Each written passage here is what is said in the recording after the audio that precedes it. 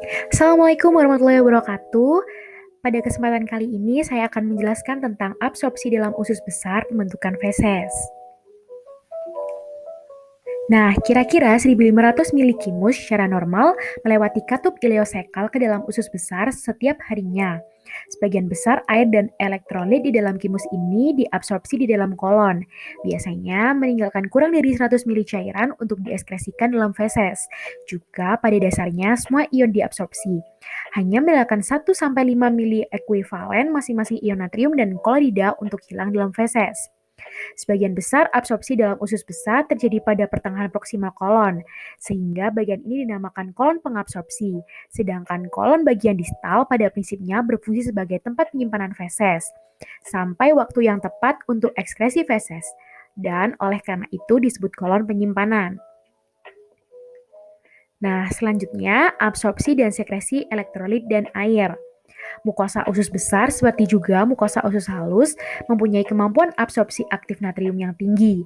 Dan gradien potensial listrik yang diciptakan oleh absorpsi natrium juga menyebabkan absorpsi klorida. Taut erat di antara sel-sel epitel dan epitel usus besar jauh lebih erat daripada taut erat di usus halus.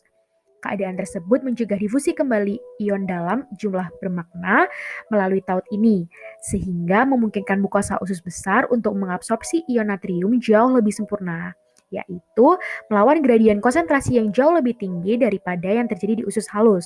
Hal ini terutama terjadi saat terdapat sejumlah besar aldosteron, karena aldosteron sangat meningkatkan kemampuan transport natrium.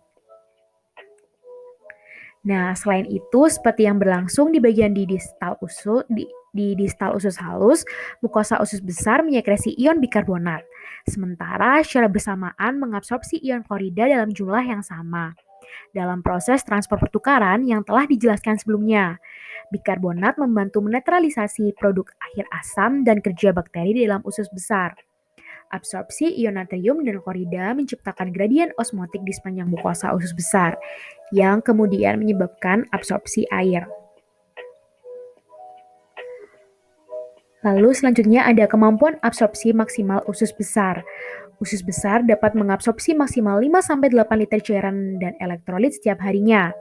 Bila jumlah total cairan yang masuk usus besar melalui katup ileosekal atau melalui sekresi usus besar melebihi jumlah ini, kelebihan cairan akan muncul dalam feses sebagai diare. Seperti yang sudah ditulis lebih awal pada bab ini, toksin kolera atau infeksi bakteri tertentu lainnya sering menyebabkan kripta pada ileum terminalis dan usus besar, menyekresikan 10 liter atau lebih cairan setiap harinya, menimbulkan diare berat dan sering mematikan. Nah, kerja bakteri dalam kolon, banyak bakteri khususnya basil kolon bahkan terdapat secara normal pada kolon pengabsorpsi. Lalu bakteri-bakteri ini mampu mencerna sejumlah kecil selulosa. Dengan cara ini menyediakan beberapa kalori nutrisi tambahan untuk tubuh.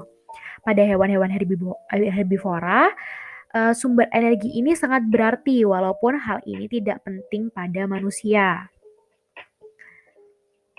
Nah, bagaimana sih flatus atau kentut ini bisa terjadi? Flatus di dalam kolon dapat terjadi karena zat-zat yang terbentuk sebagai akibat aktivitas bakteri adalah vitamin K, vitamin B12, tiamin, riboflavin, dan bermacam-macam gas, khususnya karbon dioksida, gas hidrogen, dan metan.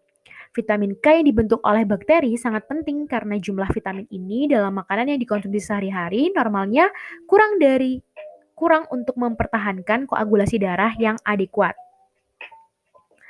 Lalu selanjutnya ada komposisi feses.